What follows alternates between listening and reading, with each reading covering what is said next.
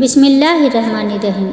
گرتے رہے سجدوں میں ہم اپنی ہی حسرتوں کے خاطر، عشق خدا میں گرے ہوئے ہوتے تو کوئی حسرت باقی نہ رہتی۔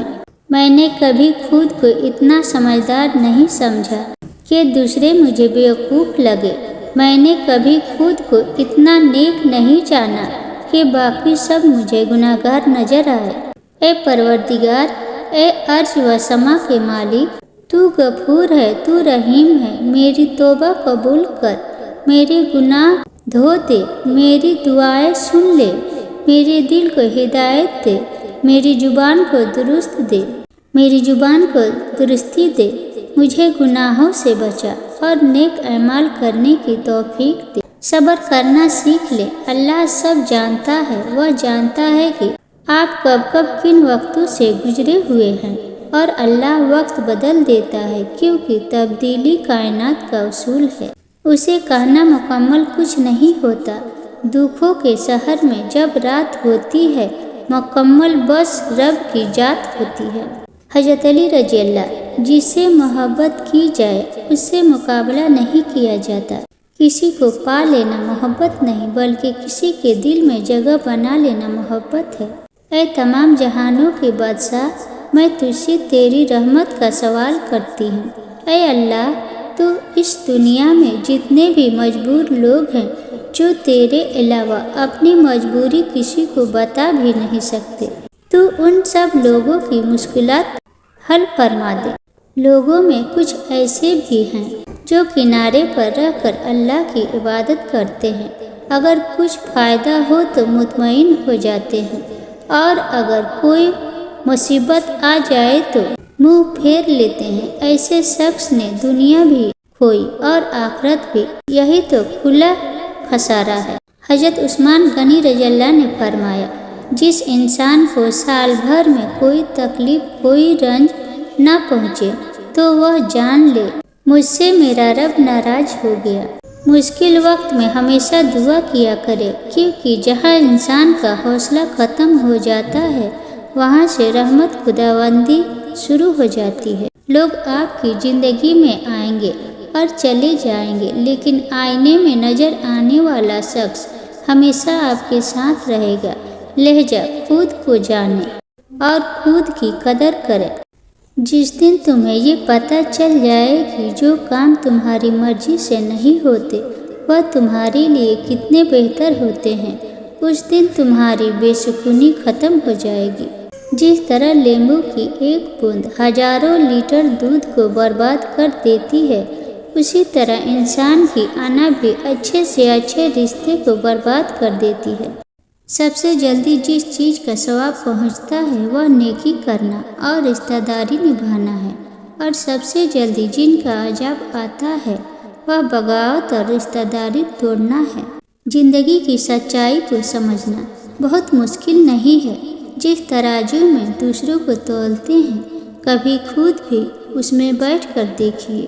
اے زمین و آسمان کے مالک، تجھے تیری قدرت کا واسطہ سب بیماروں کو شفا عطا فرما، پریشان حالوں کی پریشانیاں دور کر دے، جو مقروض ہیں ان کے قرض ادا کر دے۔ اے مالک کائنات، سب پر رحم فرما۔ رسول اللہ صلی اللہ علیہ وسلم نے فرمایا، کیا میں تمہیں نہ بتاؤں کہ جہنم کس پر حرام ہے؟ پھر فرمایا، ہر اس شخص پر جہنم حرام ہے جو لوگوں کے ساتھ نرمی اور سہولت کا معاملہ اختیار کرے۔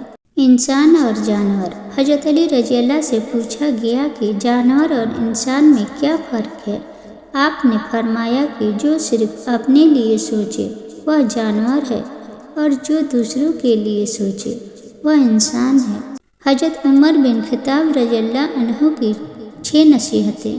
پہلا، جو آدمی زیادہ ہنستا ہے اس کا رعب کم ہو جاتا ہے۔ دوسرا، جو مذاق زیادہ کرتا ہے لوگ اس کو ہلکا اور بے حیثیت سمجھتے ہیں۔ تیسرا، جو باتیں زیادہ کرتا ہے اس کی لغزشیں زیادہ ہو جاتی ہے۔ چوتھا، جس کی لغزشیں زیادہ ہو جاتی ہے اس کی حیا کم ہو جاتی ہے۔